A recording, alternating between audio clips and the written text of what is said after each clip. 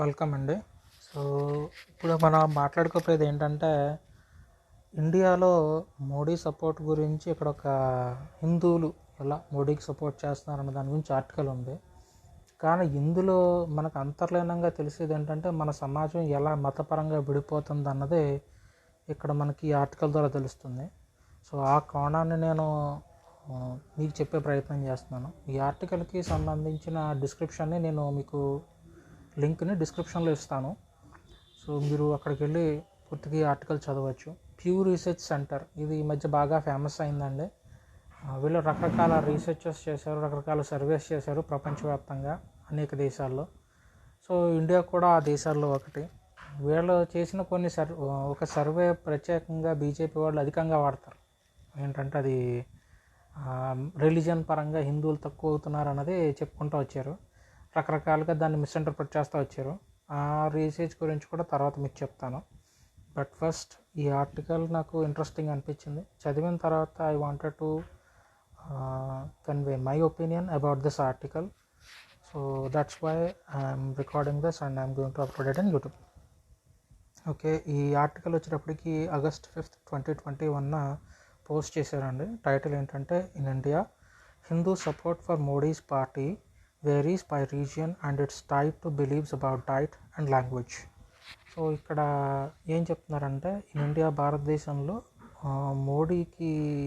మోడీ రాజకీయ పార్టీకి హిందువులు ఎలా సపోర్ట్ చేస్తున్నారు అన్నది రీజన్ ప్రాంతాల వారీగా డిఫరెంట్గా ఉంది.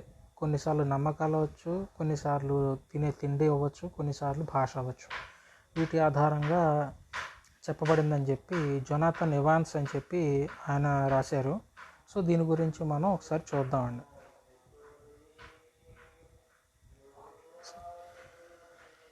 Indian Prime Minister Narendra Modi celebrates the political victory of the Bharatiya Janata Party BJP on May 23rd, 2019 at the BJP headquarters in New Delhi.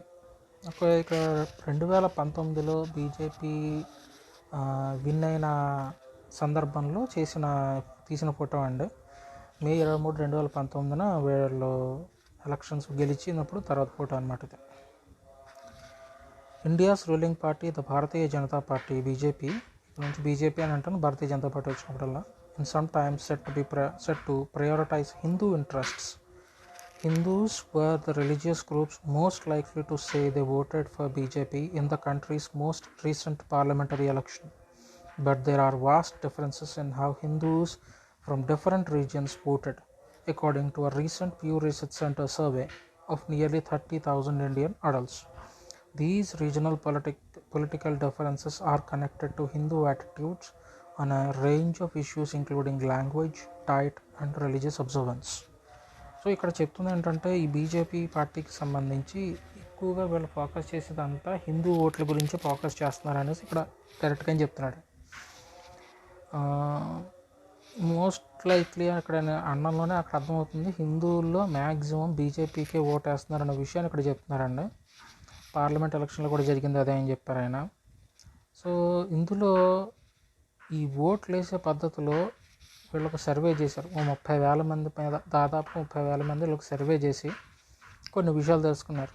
ఏంటంటే హిందువులు ఓట్లేసే విధానంలో డిఫరెంట్ అప్రోచెస్ ఉన్నాయని.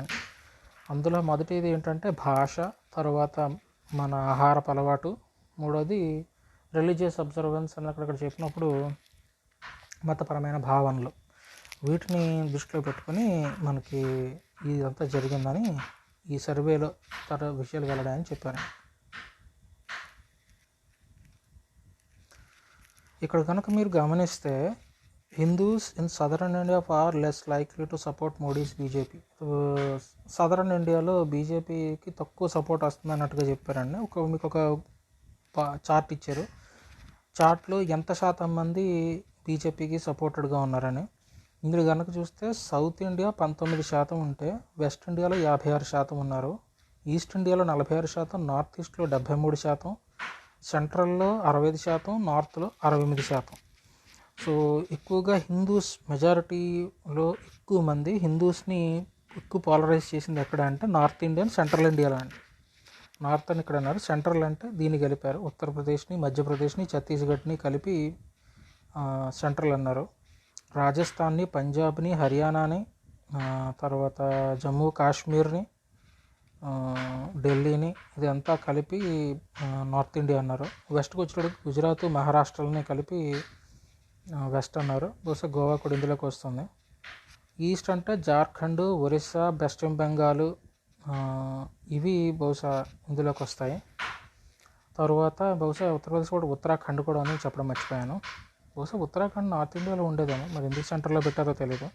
సరే, నార్త్ ఈస్ట్ ఇండియా అంటే మనకి 7 సిస్టర్స్ ఆఫ్ ఇండియా అంటాం కదా, అవి వస్తాయి.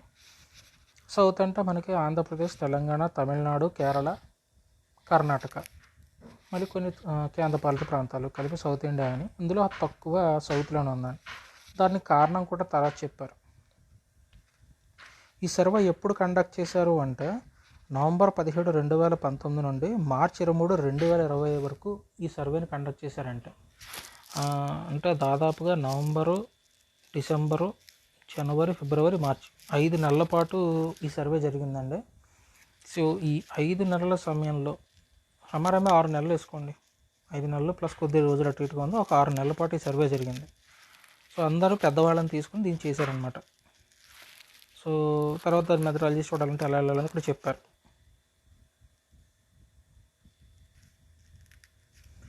In 2019, roughly half of Hindu voters, 49%, supported BJP, giving the party a majority in Lok Sabha, India's lower house of the parliament, and allowing Prime Minister Narendra Modi a second term to lead the country. So ఇక్కడ మతపరంగా దేశంలో division ఎంత తీసుకొచ్చారని చెప్పడానికి ఇది బాగా ఉపయోగపడుతుంది. దాదాపుగా హిందువుల్లో 49% మంది, అంటే దాదాపుగా సగం మంది బీజేపీ ఓటేయడం జరిగింది. ఇంకా rest of the parties, rest of the రిలీజియస్ని కూడా కొన్ని ఓట్లు పడ్డాయన్న విషయం మనం తర్వాత తెలుస్తుంది. బట్ ఇక్కడ జరుగుతుంది ఏంటని చూడండి, 49% మంది హిందువుల్ని పోలరైజ్ చేయడం జరిగింది. ఇక్కడ మనం అర్థం చేసుకోవాల్సింది అది. Among Hindus, the BJP received some of it's highest vote shares in northern 68% and central 65% regions of the country, which include India's capital Delhi and its most populous state Uttar Pradesh. By comparison, 46% of Hindu voters in the east and just 19% in the south say they voted for BJP according to the center's survey. So ఇక్కడ మనకి ఇక్కడ ఎలా చెప్తున్నారంటే బీజేపీకి highest northern, central ఇండియాలో ఎక్కువగా నమోదైన. Northern and central ఏంటని ముందర చెప్పాను కదా. సో అక్కడ 68%, 65% ఉంటే సౌత్లోకి వచ్చేటప్పటికి మాత్రం తగ్గుతూ వచ్చింది. మీకు 46% బహుశా వెస్ట్ సైడ్ అని చెప్పడం అనేసి ఈస్టర్న్ రాసినట్టున్నారు పొరపాటున. మహారాష్ట్ర తర్వాత గుజరాత్లో కలిపినా కూడా 46% ఉన్నారు. సో మీకు నెక్స్ట్ ఈస్ట్ సైడ్, అంత ఈస్ట్ సైడ్ ఎక్కువ ఉందండి పర్సంటేజ్ చూపించినప్పుడు. మరి ఇందులో ఎందుకు అలా రాశారో తెలియదు. సో ఇదండి. In South, significant shares of Hindu voters, 20%, say they instead support Indian National Congress. So సౌత్కి వచ్చేటప్పటికి మాత్రం ఒక 20% మంది ఇండియన్ నేషనల్ కాంగ్రెస్కి సపోర్ట్ చేస్తున్నారు ఇప్పటికి కూడా. సో బహుశా మేబీ కాంగ్రెస్ ఓడిపోవడం వల్లే బీజేపీకి బలం వచ్చిందన్నమాట వాస్తవం అన్నది ఇక్కడ అర్థమవుతుంది. Which has lead the country for most of the years since it's independence. So మన భారతదేశం స్వాతంత్రం వచ్చాక పరిపాలించిన ఒకే ఒక అత్యధిక కాలం పరిపాలించిన party Indian National Congress party అని. So regional parties including Telangana Rashtra Samithi and యువజన శ్రామిక రైతు కాంగ్రెస్ పార్టీ. అట్లాగే ఇక్కడ మనకి రెండు పార్టీని సిగ్నిఫికెంట్గా చెప్పారండి. ఒకటి తెలంగాణ రాష్ట్ర సమితి, ఇంకొకటి యువజన శ్రామిక రైతు కాంగ్రెస్ పార్టీ. ఈ రెండు మన తెలుగు రాష్ట్రాలవే. ఈ రెండింటిని ఎందుకు ఇక్కడ మెన్షన్ చేశారంటే మిగతా ఏ స్టేట్స్లో కూడా ఈ ప్రాంతాల్లో వచ్చిన మెజారిటీ రాలేదండి.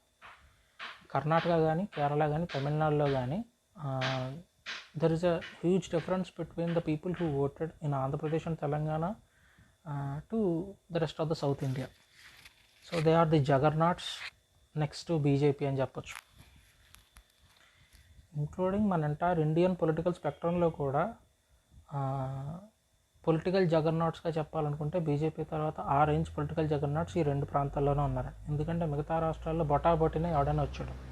ఇంక్లూడింగ్ మాయావతికి ఎంత పేరున్నా కూడా she is not one, and as well as the vote share is different and the seats which she got is also entirely different compared to YSR party in Andhra Pradesh and Telangana Rashtra సమితి. Also received a significant vote shares among southern Hindus 11%. ఇక్కడ ఎంత జరిగినా కూడా ఇందులో 11% Hindus మాత్రమే ఇక్కడ ఈ పార్టీలకి సపోర్ట్ చేశారు. మిగతాదంతా ఎక్కడి నుంచి వస్తుందో మనకు అర్థమవుతుంది. Southern states tend to have higher per capita income and have experience faster economic growth than the most northern and central states. ఇక్కడ ఒక విషయం చెప్పారండి, సౌత్ ఇండియా స్టేట్స్కి వచ్చేటప్పటికి మొత్తం ఎంటైర్ ఇండియాలో కంపేర్ చేసుకుంటే ఈ 5 స్టేట్స్లోనూ పెర్ క్యాపిటల్ ఇన్కమ్ చాలా ఎక్కువ ఉంటుందండి. పెర్ క్యాపిటల్ ఇన్కమ్ అంటే ఆ రాష్ట్రం మొత్తం ఒక సంవత్సరంలో సంపాదించే సంపాదనని ఆ రాష్ట్ర జనాభాతో భాగించినప్పుడు వచ్చిన సంపాదన తలసరి ఆదాయం అంటాం. ఈ తలసరి ఆదాయం అనేది భారతదేశంలోని అన్ని రాష్ట్రాలను కంపేర్ చేసుకుంటే సౌత్ ఇండియాలో ఉన్న అన్ని రాష్ట్రాలు 5 రాష్ట్రాలు టాప్లో ఉంటాయండి. ఎప్పుడు టాప్ 10లోనే ఉంటాయి. యాక్చువల్గా అటు ఇటుగా మహారాష్ట్ర ఉన్నా సరే సౌత్ ఇండియా 5 స్టేట్స్ కంపల్సరీగా టాప్ 10 లిస్ట్లోనే ఉంటాయి. ఇప్పుడు కిందకి రాలేదు. ఇంక్లూడింగ్ మనం పూర్ పర్ఫార్మెన్స్ అనుకుంటే ఆంధ్రప్రదేశ్ ప్రస్తుతానికి పూర్ పర్ఫార్మెన్స్లో ఉన్నా కూడా వీఆర్ ఇన్ టాప్ 10. సో అది reason. So per capital income ఎక్కువ, at the same time economic growth ఉండాలి అంటే ఖచ్చితంగా అక్కడ జనాల్లో ఎడ్యుకేషన్ హై లెవెల్లో ఉంటేనే అవుతుంది. సో ఎడ్యుకేటెడ్కి they can understand difference between the politicians చేసే జిమ్మిక్కులన్నీ అర్థమవుతాయి కాబట్టి they can understand what the politicians gimmicks are. So that's why BJP's strategies won't work in South India annanaka reason. That is the reason behind why South India neglect BJP, because they tend towards political religious division rather than performing in governance.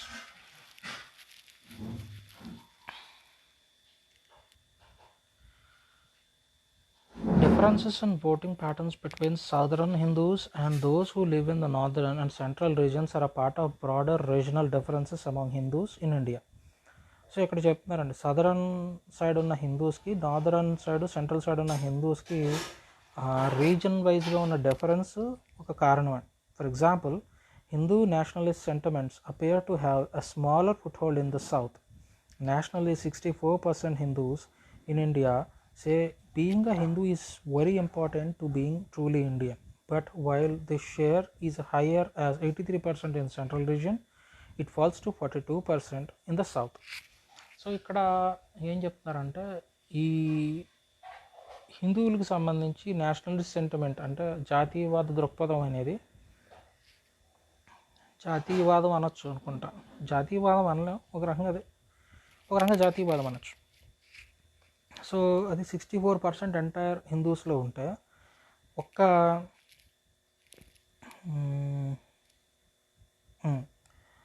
Central region అంటే ఇండియాలో central రీజియన్లో 83% మంది ఎక్కువగా హిందువులు అయితేనే దేశం ఇండియాగా ఉంటుంది అన్న నమ్మకం ఉంటే, సౌత్లోకి వచ్చేటికి 42%. ఎందుకంటే చదువుకున్నోడికి అవతలోడు ఏ ఆలోచనతో ఇటువంటి మాటలు మాట్లాడుతున్న విషయం అర్థమవుతుంది కాబట్టి చదువుకున్నోడికి ఆ విషయం తెలియదు. అఫ్కోర్స్ ఆబ్వియస్గా మీకు నార్త్ ఇండియాలో చదువుకునే వాళ్ళు ఎక్కువ, అది అభ్యసుకుంటారు. A closely related sentiment in the importance of a Hindi language to national identity. The majority of Hindus in the central 87% and northern 71% regions say that the speaking Hindi is very important to being truly Indian, while just 27% of southern Hindus say this among the dozens of commonly spoken Indian languages. Hindi is the most widespread, however, while it is often spoken in northern and central parts of the country. It is far less common in the south. So ఇక్కడ language ఎలాగా deal చేసింది BJP వాళ్ళు రావడానికి అన్నది ఇక్కడ అర్థమవుతుందండి. So ఇక్కడ కనుక చూస్తే ఎక్కువగా హిందువులు, అది కూడా ఎక్కడంటే సెంట్రల్ ఇండియా, నార్థరన్ ఇండియాలో 87% సెంట్రల్, 71% నార్థరన్ ఇండియాలో హిందీని చాలా ఇంపార్టెంట్గా చూస్తారండి. ఎందుకంటే వాళ్ళు ఎక్కువ హిందీ మాట్లాడతారు. డెస్పైట్ హ్యావింగ్ వాళ్ళకి రకరకాల రీజనల్ లాంగ్వేజెస్ ఉన్నా వాటి ప్రభావం కన్నా హిందీనే పైకి తీసుకొచ్చారండి. సో హిందీ అనేది అసలు సౌత్ ఇండియాకి వచ్చేటప్పటికి 27% మాత్రమే హిందీ కొంచెం లాంగ్వేజ్ ఉండాలని కోరుకుంటారు. కానీ మోస్ట్ ఆఫ్ ద సౌత్ ఇండియన్స్కి ఏంటంటే భారతదేశంలో ఉన్న అన్ని భాషల్లో ఇంపార్టెంట్ భాషల్లో హిందీ కూడా ఒకట్లా ట్రీట్ చేస్తారు తప్ప హిందీకి అంత ఇంపార్టెన్స్ ఇవ్వమని.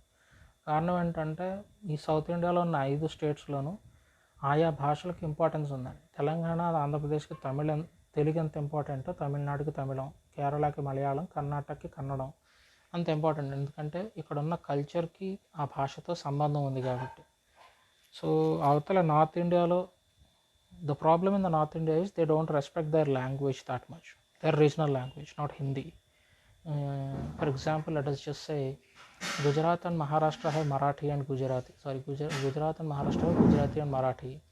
And for example, there are some regional languages like Bhojpuri and Rajasthani, Punjabi, etc., etc. If you compare them, their cultures defined by these languages. The Gujarati culture is defined by the Gujarati language, and if you don't respect and if you don't give importance to that language, the culture, it seems, will be disappeared and dissolved into an elaborate culture. And unfortunately, the Gujaratis and Marathis, even though they have a separate language for themselves and they don't have a prominent role in their politics, that's obvious. But when it comes to the southern India, South Indian people give more importance to their culture and their language. Due to that reason, they are able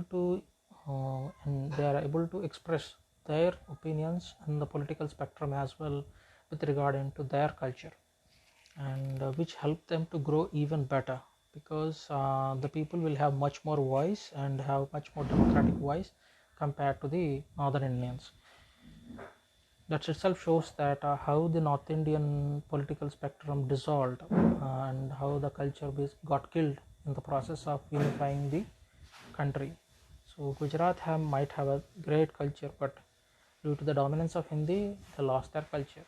Just like Rajasthan, Uttar Pradesh is a Hindi spoken state, I guess, and a lot of other ways as well. Only the states like Punjab, Bengal, Haryana, and some other states which retained their language have been a strong foothold for their political ideals, and then only the people can come up in the political spectrum to give their voice. If it is dominated by some other language, the people might not come into the light to give their opinion about the policies the people who are elected are making. So that is the difference why the South Indians got developed so far, because of the more people they've been given a voice into the front, they've been able to express their opinions on the policies. Due to that reason, the people who are elected as in the respective assemblies are able to understand the concerns of the people, and according to them they are making their policies. But when it comes to the northern India, despite having their vast different cultures, they are unable to the people are unable to give any voice to them, because their language is not acknowledged by the Hindi language people who are sitting on the throne in the assemblies. So obviously it gives a different spectrum apart from the exemptions of Maharashtra and Gujarat, because they are mostly business oriented places where most of the India business goes through. So that's why they have been developed despite having no cultural impact on the politics. Now the Maharashtra retained its culture. Now that's why somewhat BJP is not able to control it through whatever the means they have. Views on the connection between Hindu religion and Hindi language and Indian identity are highly correlated, with support for the BJP, a party that has supported making Hindi a national language and has enacted laws such as restricting cow slaughter that are seen as favorable to Hindus. So ఇక్కడ మనకి ఏం చెప్తున్నారంటే Hindu religion అంటే హిందూ మతానికి, హిందీ భాషకి, అట్లాగే భారతీయతకి చాలా దగ్గర సంబంధం ఉందండి. సో వీటిని యూజ్ చేసుకుని బీజేపీ 2019లో గెలిచేందుకు అవకాశం కుదిరింది. అట్లాగే హిందీ నేషనల్ లాంగ్వేజ్గా చేయాలన్న ఆలోచన, తర్వాత కౌస్లాటర్ లాస్, రిస్ట్రిక్టింగ్ కౌస్లాటర్ లాస్, మనకి ఆవు వదని గోవధ అంటారు, ఆవును వధించే విషయంలో చేసిన చట్టాలు అవ్వచ్చు. ఇది హిందువులకి కొంచెం ఇంపార్టెంట్గా అనిపిస్తుంది, ఎందుకంటే హిందువులు పవిత్రంగా భావించే జంతువు కాబట్టి ఖచ్చితంగా బీజేపీ ఏదో చేస్తుందన్న నమ్మకం అయితే కనబడుతుంది. సో అదే ఇక్కడ జరిగింది. Indeed, attitudes about cow slaughter and beef consumption mark another division between the south and the other regions of the country. Many Hindus consider cows sacred animals, but there are mixed views about whether eating beef disqualifies a person from being a Hindu. Most Hindus in northern and central regions, both 83%, say some who eats beef cannot be Hindu, compared with half of southern Hindus. And attitudes about beef and Hindu identity are correlated with support for BJP. Hindus who say they voted for BJP are more likely than the other Hindus voters who say someone who eats beef cannot be Hindu. 77% to 66%.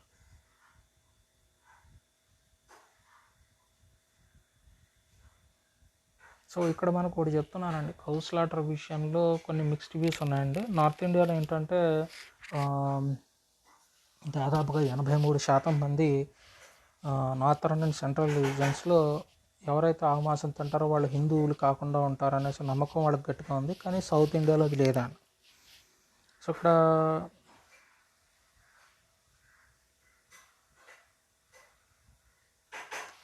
ఇక్కడ హిందువులుగా చెప్పబడిన వాళ్ళు ఓటేసి వాళ్ళు 77% మంది ఉంటే, beef తిన్నోడు హిందువు కాదన్న వాళ్ళు చెప్పిన వాళ్ళు 66% మంది కంపారిజన్ ఇచ్చారు. సో ఈ కంపారిజన్ నాకు కొంచెం కన్ఫ్యూజన్గానే ఉంది. సో అందుకని నేను నెగ్లెక్ట్ చేస్తున్నాను.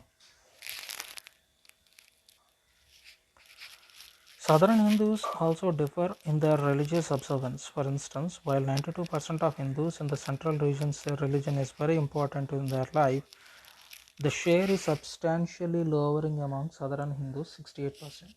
More religious Hindus tend to support the country's ruling party. About half of the Hindus who say religion is very important in their lives, and 52% voted for the BJP in 2019, compared with around third of Hindus, 32% who say religion is less important in their lives. So ఇక్కడ మనకి ఒక statistics ఇచ్చారండి, ఎలా హిందూ మతాన్ని polarise చేసి BJP దాని ఓట్స్గా మార్చుకుందన్నది. ఇక్కడ మనం చూస్తే 92% మంది హిందువులు సెంట్రల్ రీజియన్ అంటే ఇండియాలో మధ్య ఇండియా ప్రాంతంలో మతం అనేది చాలా ఇంపార్టెంట్గా ఫీల్ అయ్యారన్న.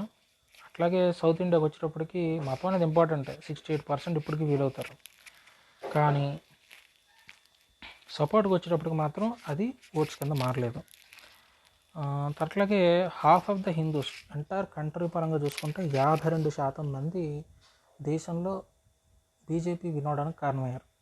ఈ 52% మంది ఎవరంటే దాదాపుగా బీజేపీకి ఇన్ అండ్ అవుట్గా సపోర్ట్ చేసేవాళ్ళు. అందుకే they are able to win that elections. అందులో 1/3 ఆఫ్ ద హిందూస్. ఇక్కడ మనం మాట్లాడుకునేది హిందువుల్లోనే, అంటే హిందువులు ఇప్పుడు 80 కోట్ల మంది అనుకున్నాం అనుకోండి, దాదాపుగా 40 కోట్ల మంది కేవలం బీజేపీకే సపోర్ట్ చేశారు. 1/3 హిందూ మతంలో ఏంటంటే మతం అనేది ఇంపార్టెంట్ కాదని చెప్పారు. 80 కోట్లలో 1/3 అంటే మీకు రఫ్లీ లెస్ దాన్ 20 crores వస్తారు. 20 crores చాలా ఎక్కువ, 1/4 అవుతుంది. 1/3 కదా, ఇంకా పెరుగుద్ది. మేబీ ఒక 20 to 25 crores మధ్యలో ఉంటారు. ఆ జనాభా మాత్రం మతానికి అంత ఇంపార్టెన్స్ ఇవ్వరు. Views of the BJP differ along the other religions in India too. Among minority religions analyzed by the Centre's report, Jains appear to be the only group who strongly embrace the BJP. While the survey did not include enough Jain voters to report how they voted in 2019 elections, 70% of Jains said in a separate question that they feel closest to the BJP, regardless of whether they voted in the last election. Meanwhile, the other religious groups showed less support for the ruling party. Fewer than the third, Buddhists 29%, Muslims 19%, Sikhs 19%, Christians 10% say they voted for BJP in the 2019 parliamentary elections.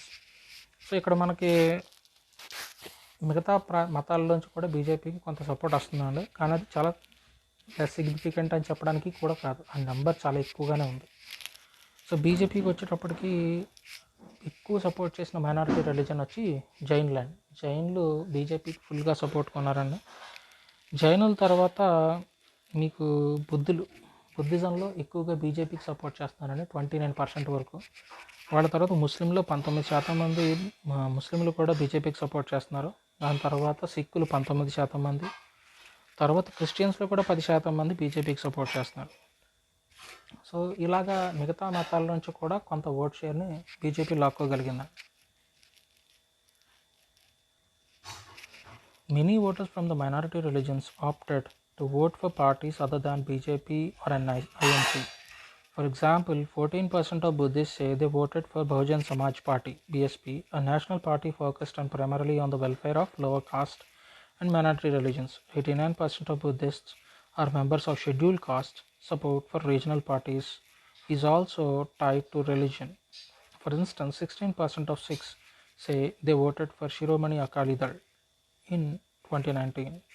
Shiromani Akali Dal (SAD) is a regional party representing Punjabi interests, according to the most recent national census conducted in 2011. 77% of Indian Sikhs live in Punjab. So okay, ఇప్పుడు మనకి మరొక aspect చెప్పారండి. So అవి ఈ religion అనేది మనకి ఎలా దేశంలో డివైడ్ అయిపోయింది అన్నది చెప్పడానికి ఉపయోగపడుతుంది.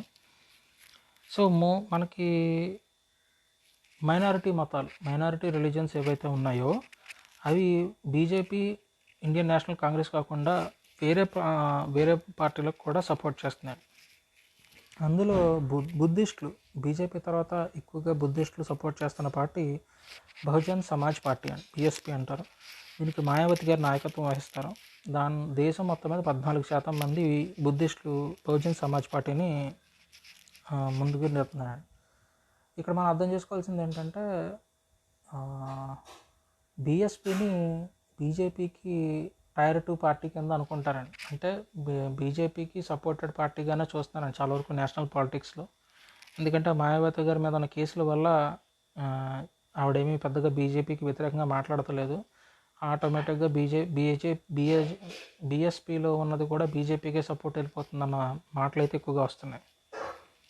దాని తర్వాత మీకు 89% బుద్ధిస్టులు షెడ్యూల్ కాస్ట్కి చెందిన వాళ్ళు ఉన్నారు. వీళ్ళందరూ రిలీజన్కి అటాచ్డ్ అయి ఉన్నారని చెప్తున్నాడు. అంటే దాదాపుగా బుద్ధిస్టులో ఎక్కువ మంది మతం ఆధారంగానే వారు ఓట్లు వేస్తున్నారు. అది BSP కావచ్చు, లేదా బీజేపీ కావచ్చు, లేదా మరి ఏతన పార్టీ అన్నవచ్చు, ప్రాంతీయ పార్టీలు, ఏ పార్టీ అయినా సరే వాళ్ళ ముఖ్యమైన అంశం వారి మతం ఆధారంగానే వెళ్తున్నారు. తర్వాత మరొక ఎగ్జాంపుల్గా ఏం చెప్పారంటే సిక్కు మతస్థుల గురించి చెప్పారండి. దాదాపు 16% సిక్కులు శిరోమణి అకాలీ దళ్ అని చెప్పి పంజాబ్లో ఉండే ఒక పార్టీకి ఎక్కువగా సపోర్ట్ చేస్తారండి. దాని గురించి చెప్పారు. సో ఇక్కడ 77% మంది సిక్కులు ఎక్కువగా ఉండేది పంజాబ్లోనే మొత్తం దేశంలో. సో దాన్ని ఇక్కడ ప్రభావితం చేసి చెప్పారు. ఇది టోటల్గా చూపించారు నోట్లో. Here are the questions used to report along with response. మీకు క్వశ్చన్స్ తెలుసుకోవాలనుకుంటే ఈ డిస్క్రిప్షన్లోకి వెళ్ళి ఆ క్వశ్చన్స్ ఏమడిగారు అన్నది మీరు కూడా చూడొచ్చు.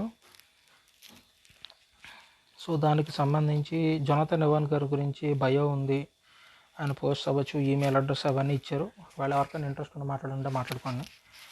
సో ఇది దీనికి సంబంధించి ఫైనల్గా my take on it is, మన ఇండియా అనేది మతం పరంగా డివైడ్ అవ్వడం చాలా భారీ స్థాయిలో డివైడ్ అవుతుంది. నిజానికి మన ఇండియన్ పాలిటిక్స్లో మతాన్ని ప్రాతిపదికగా తీసుకుని చేయకూడదన్నది ముఖ్యంగా ఉండేది. ఎప్పుడైతే మతం ఆధారంగా డివైడ్ అవ్వడం మొదలెడుతున్నామో we are directly towards to religious fundamentalism వైపు వెళ్ళిపోతున్నాం అన్నది చెప్పడానికి ఒక ఇండికేటర్గా చెప్పచ్చు. అండ్ మనం ఆల్రెడీ చూస్తున్న ఆఫ్ఘనిస్తాన్లో రిలీజియస్ ఫండమెంటలిజం వల్ల ఆ దేశం పరిస్థితి ఏ స్థాయికి దిగజారిపోయిందో. సో మనకి ఏంటంటే రిలీజియన్ అనేది వ్యక్తిగతంగా ఉండాల్సిన అంశం. దాన్ని ఎప్పుడైతే మనం పాలిటిక్స్లోకి తీసుకొస్తామో థిన్ లైన్ ఉంటుంది రిలీజియన్కి గవర్నెన్స్కి. ఎందుకంటే religion is more directly incline towards personal opinions of the people. But governance అనేది పరిపాలనకు సంబంధించిన అంశాల్లో నువ్వు మతాన్ని తీసుకొస్తే అది చాలా పోలరైజ్డ్ ఒపీనియన్స్ని క్రియేట్ చేస్తుంది, సొసైటీని పోలరైజ్ చేస్తుంది, డివైడ్ చేస్తుంది. And it might lead to civil wars and internal struggles between the societies. ఇవన్నీ వస్తాయి. అవి వచ్చినప్పుడు అల్టిమేట్గా అది కంట్రీస్ డెవలప్మెంట్ పెట్టుకుని ఎఫెక్ట్ చూపిస్తుంది. ఐ హోప్ ఈ ఆర్టికల్ కనుక క్లియర్గా స్టడీ చేస్తే you'll find a lot of valuable information about how the country is being dividing through religion. So sometimes it might not be sufficient to inform the details about how exactly it is being done, but it exactly shows how our country what our country's position is now at present in times now like this. And sometimes we might not able to recognize the situations around us, but this is how the country is right now. నేనైతే ఒకటే చెప్తాను, బహుశా మనం కొంచెం మార్పు తెచ్చుకోవాల్సిన అవసరం ఉంది. Political opposition అనే కన్నా ప్రజల్లో కూడా ముందర కొంత మార్పు రావాల్సి ఉంది. ఎందుకంటే directly points about our development, countries development మీద ఎఫెక్ట్ చూపిస్తుంది. అండ్ 2014కి వచ్చే నాటికి మన దేశానికి దాదాపుగా వరల్డ్లో టాప్ 3 ఎకానమీస్లో ఉండగలిగే పొజిషన్లోకి మనం వచ్చాం. ఆల్మోస్ట్ రీచ్ అవుతున్నాం అనే పొజిషన్లో మనం ఉన్నాం. But after the policies the BJP government took in the past 7 years, అదే దాదాపుగా మన కంట్రీ పొజిషన్ని చాలా డౌన్ చేసింది. ఎంత డౌన్ అంటే at present maybe getting a fair employment opportunities and ఇవన్నీ దాదాపు పెద్ద దూరంలో ఆశలు. మన కంట్రీ డెవలప్మెంటే చాలా వరకు పడిపోతుంది అన్నది వాస్తవం. I don't know, maybe BJP ఉండగా మేబీ కంట్రీస్ పొజిషన్ ఎలా ఉంది ఏంటన్నది తెలియకపోవచ్చు. వేరే పార్టీలు వస్తేనే కానీ మన దేశంలో పరిస్థితి ఎంత అధ్వానంగా మారిందన్నది తెలుసుకోవడానికి సాధ్యపడదండి. బహుశా బీజేపీ ఉండగా బహుశా మనకి ట్రూత్ అయితే తెలియదు. ఎందుకంటే they already concealed a lot of information about the present position of our country. It's only possible when there is non BJP government ఉన్నప్పుడే అసలు ఇండియా పొజిషన్ ఏ స్థాయిలో ఉందన్నది క్లియర్గా మనకు అర్థమవుతుంది. అండ్ సీరియస్లీ ఇది చాలా పెద్ద ఇష్యూ అండి. 2014లో డెవలప్మెంట్ ప్రామిస్ మీద వచ్చిన party, and now they have diverted their concerns for development and they shifted their promises towards not development but something else. And మనం ఆలోచించుకోవాలి. సౌతర్న్లో మనం ఎంత అరుచుకున్నా పెద్ద ఉపయోగం ఉండదు. But maybe we have to educate the north India about the serious consequences that India have to face if this continues like this. That's all for now, and I'll share the link of this share this web link in the description. You try to read it once, and though I have been outrightly read it for you, but maybe this for personal study, this link will provide you a lot of information about how the India is being dividing with on the religion basis. అనే ఇష్యూపై you'll be getting a lot more intel and you'll be able to use this information when you are getting ready to vote in the next elections. Maybe then you'll understand how serious the situation of our India is. Thank you for all, and Jai Hind.